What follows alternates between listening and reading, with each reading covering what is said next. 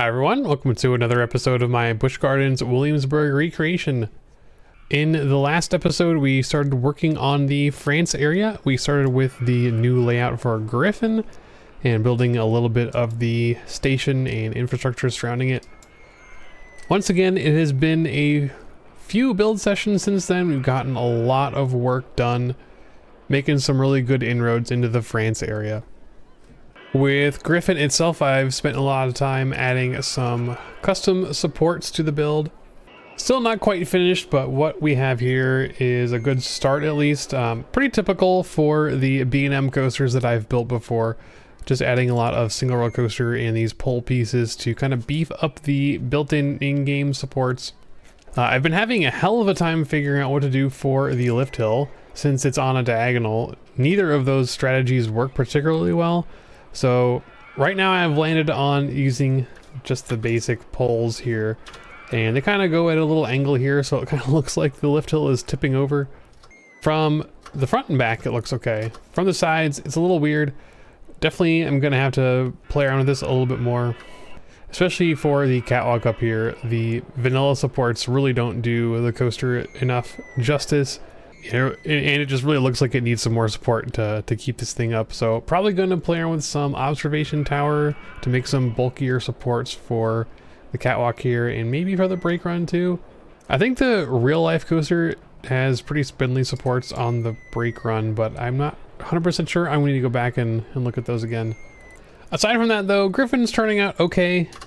Again, this is a pretty complicated coaster to recreate, just due to all the weird angles and things, and we're having to move around quite a lot of stuff in the France area to get it to fit in correctly. So as I mentioned before, the observation area next to the splashdown is pretty limited. I've been trying to squeeze some path in here to get you under the first drop and over to where the splashdown is, and it's a tight fit. Might be able to make it work. Might wind up tweaking the track a little bit to move it a little bit further away from the path here. Not really sure what I'm going to do to make this work. But we have our main bridge, which is going to connect to this building over here, and then that'll cut around to the observation area as well. So there's an alternative. I did really want to have the path going under that first drop though, with a little netting, since that does exist in real life, and I would like to get that in there, at least partially. So that's what we're going to do for Griffin today. As far as the rest of France goes, you can see we've made a lot of progress on some of the other buildings in this area. This part of the build though has taken me a long time. I don't know if I'm starting to get maybe a little burnt out. I've been going pretty hard on working on this lately. But getting through this part of the park in general, like building all these France buildings, is getting pretty tough. Maybe it's a combination of like the odd shapes of these buildings, trying to make sure they have different textures that work out okay, trying to find stuff that matches the real life builds while also still looking good in RCT, trying to juggle all that balance together. It's pretty difficult. So I think we're going to be spending a few more build sessions here before we finalize anything. But we do have plenty of good starts on at least some of the footprints. As I mentioned before, a lot of things are getting shifted around in this area to better accommodate the changed footprint of Griffin. But for the most part, I think we got the major buildings in here in sort of the right place with sort of the right shapes. They're going to be close enough, and that's totally fine. It's RCT. You're not going to be able to get things exact, and that's just okay. The main event over here, haven't finished the theater yet. We still need to build in some seating over here in this section, but this is our little amphitheater kind of area. I guess they do some shows over here, not exactly sure. But as I mentioned before, a lot of it has a nice kind of medieval look to it, kind of cartoony fantasy thing going on that fits the RCT vibes really well with the standard castle theming and some of the Dark Age theming. I think it all kind of goes together, not too bad. So still a lot of work to do over here, getting some bleachers in, cleaning up these walls a little bit. The rest of these buildings over here, I think are just like food stalls and some restrooms and some shopping. I think this is an ice cream shop, and one of these is a restroom. We got a big dining hall kind of area over here. Our lone flat catapult, the standard twist. And that'll take us to where our last train station is that we haven't started building yet, but that's going to go in over here. So that's starting to come together a little bit. As I mentioned, we're saving the train for all the way at the end, but it's nice to have a place here to kind of glue down one area of it. And I think the section between here and Ireland train station and the Italy train station, all that kind of is getting finalized now. So we're getting closer to having the train complete, although I have a feeling it's going to be a while before we can get the track over here finalized.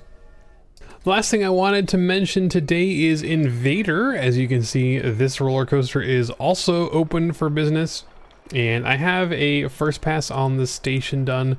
Hell of a long line for this thing. People are stoked for Invader. But as I mentioned before, this is a relatively simple layout. A little bit of the diagonals in here that make putting this section together a little bit trickier. And I think there's still some more tweaking I want to do, especially as we keep going further out of the new France area and into Germany over here with Alpengeist. We're going to want to squeeze things together a little bit probably, or tweak where some paths are going to go, and that's going to affect where the track for this could lay out. I still have to worry about getting the log flume in here, Les Scoot. There is a log flume that interacts with Invader pretty significantly. The lift takes it like up and through the lift hill for Invader. So I'm not sure how that's going to work out. I think it's kind of on a diagonal. So we're going to have to be creative with that at some point. And of course, I still want to do some custom supports for Invader. I can probably start working on those pretty soon, since I can't imagine I'm going to be changing the back half of the ride much, because it's all by itself over here. So nothing really to worry about with that. Overall, pretty happy with this layout though. So yeah, that's kind of all I had to say for today. Not a whole lot to talk about, even though again, there's been a lot of work done, but just making these buildings and trying to power through these. Not super exciting for episode content, I suppose, but it's been taking me a lot of hours to try to figure out how these are all going to fit together, putting the pieces of the puzzle in here. Still a lot of work to do.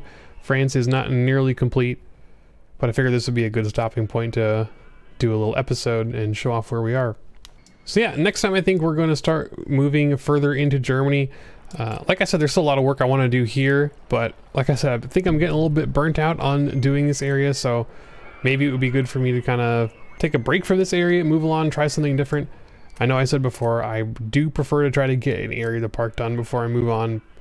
Sometimes you got to break your rules though.